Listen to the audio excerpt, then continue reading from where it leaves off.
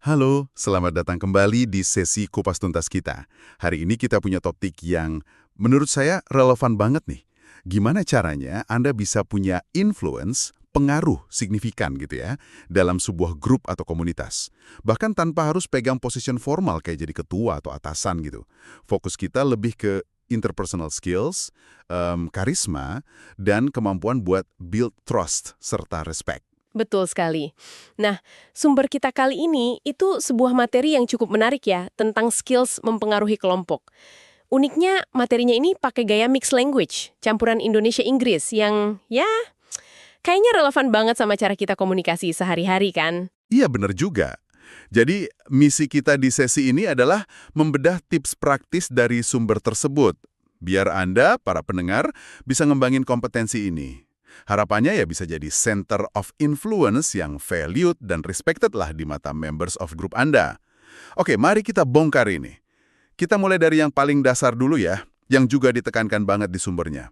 Communication skills.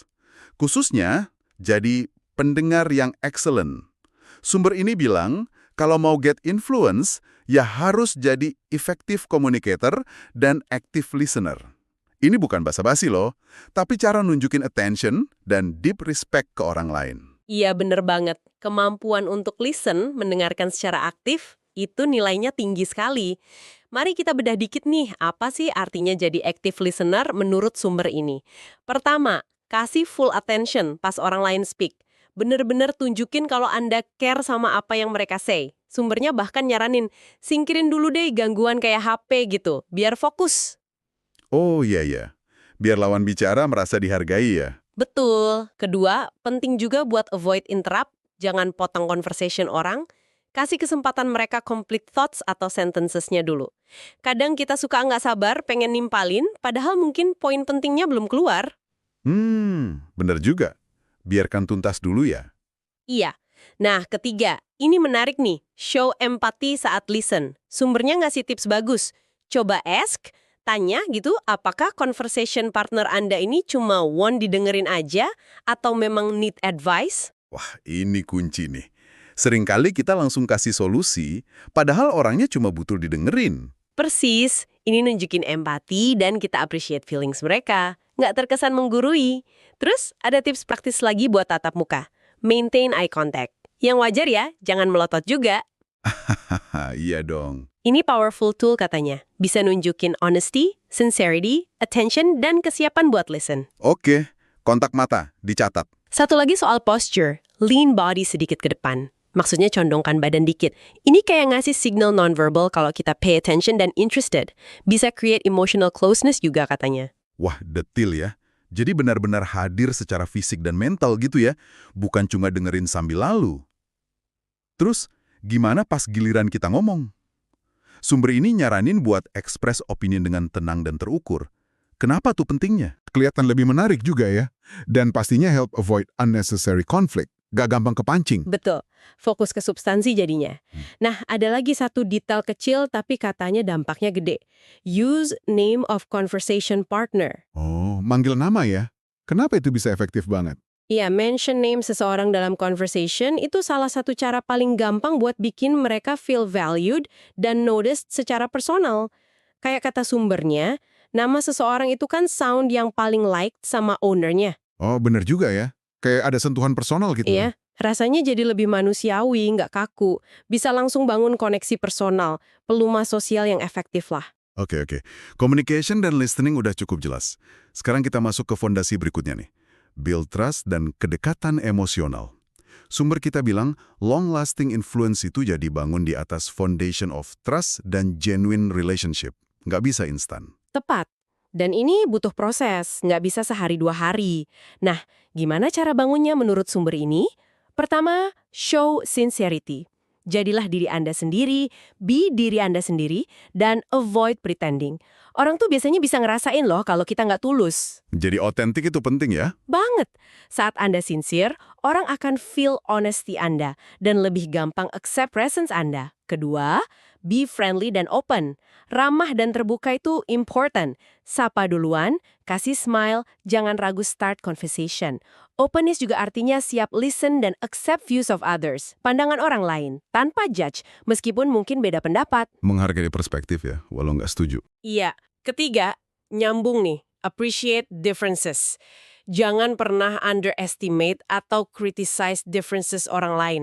Entah itu latar belakang, pendapat, cara kerja, justru keragaman itu bisa jadi kekuatan grup kan? Betul. Keempat, show empathy. Ini udah disinggung dikit tadi. Kemampuan buat understand dan feel apa yang dirasain others. Tunjukin kalau Anda care sama feelings dan needs mereka. Ini bikin people feel lebih dekat dan nyaman sama kita. Merasa dimengerti. Lebih dari sekedar simpati ya, tapi beneran mencoba merasakan. Iya. Dan kelima, yang paling fundamental mungkin, show respect. Ini foundation dari semua social relationship yang sehat. Tunjukin respect ke tiap member of group, nggak peduli age, position, atau background mereka. Perlakukan semua dengan setara. Jadi, kalau dirangkum buat Anda nih para pendengar, intinya sincerity, ramah, terbuka, hargai perbedaan, empati, dan respect. Ini bukan cuma sikap baik pasif, tapi modal aktif buat bangun trust. Dan trust inilah dasar influence yang otentik dan awet. Investasi hubungan jangka panjang. Oke, komunikasi udah, trust udah, sekarang gimana soal tindakan nyata? Sumber ini bilang, kita bisa influence group lewat active contribution dan positive energy yang kita sebarin. Gimana tuh? Benar, jadi nggak cuma ngomong dan bangun hubungan, tapi juga aksi nyata. Mari kita lihat aspek contribution dulu. Pertama, participate actively. Ambil bagian aktif dalam group activities, discussion, atau events yang diadain. Jangan cuma jadi penonton. Jadi silent reader di grup WA gitu ya? Iya, contohnya gitu. Partisipasi aktif, nunjukin kita interested, committed, want jadi part of group, dan siap contribute. Ini sinyal kuat kalau kita peduli. Kedua, offer help. Sikap suka nolong itu added value yang bikin kita lebih di-accepted dan dihargai. Tawarkan bantuan yang offer help dengan tulus ya, baik buat small matters maupun big ones. Ini nunjukin kita care demi kebaikan bersama, common good, bukan cuma cari muka. Penting tuh tulusnya ya, biar nggak terkesan ada maunya. Betul. Nah, selain kontribusi nyata, attitude juga krusial katanya. Maintain positive attitude, sebisa mungkin be optimistic dan bawa positive energy dalam tiap interaction. Kenapa ini penting banget? Kan kadang kita juga bisa down atau negatif. Tentu, nggak harus jadi positif palsu juga.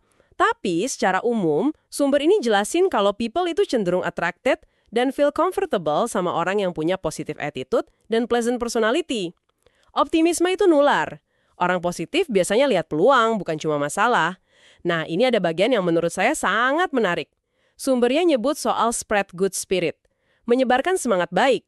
Katanya, saat kita dalam calm state, kondisi mental tenang dan positif, kita otomatis create better environment di sekitar kita.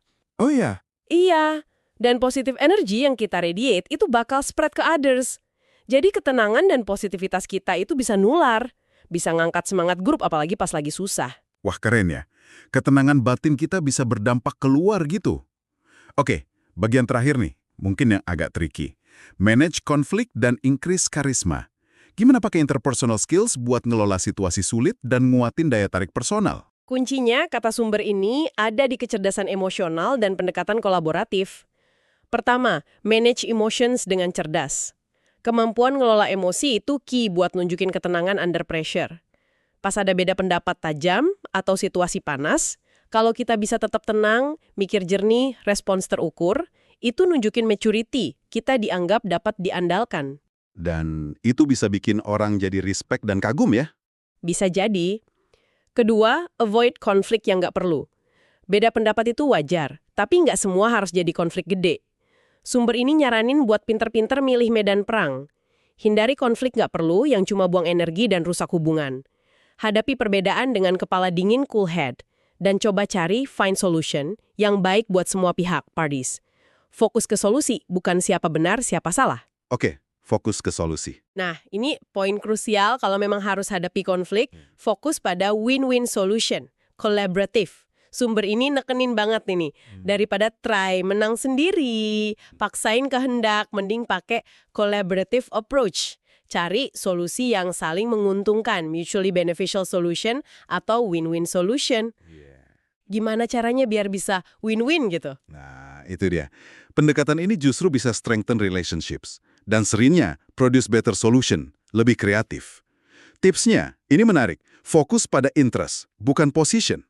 Saat discuss atau negotiate, jangan cuma lihat position atau tuntutan demands yang diucapin aja.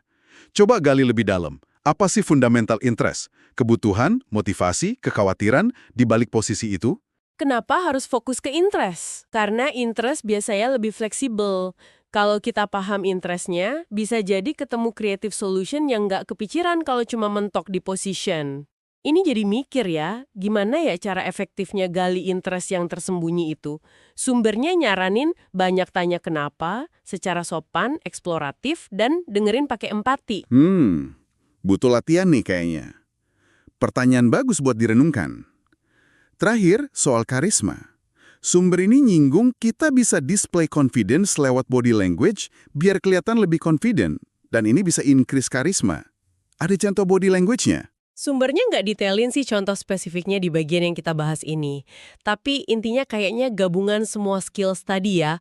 Komunikasi, build trust, contribution positif, manajemen emosi dan konflik, plus confidence yang kelihatan.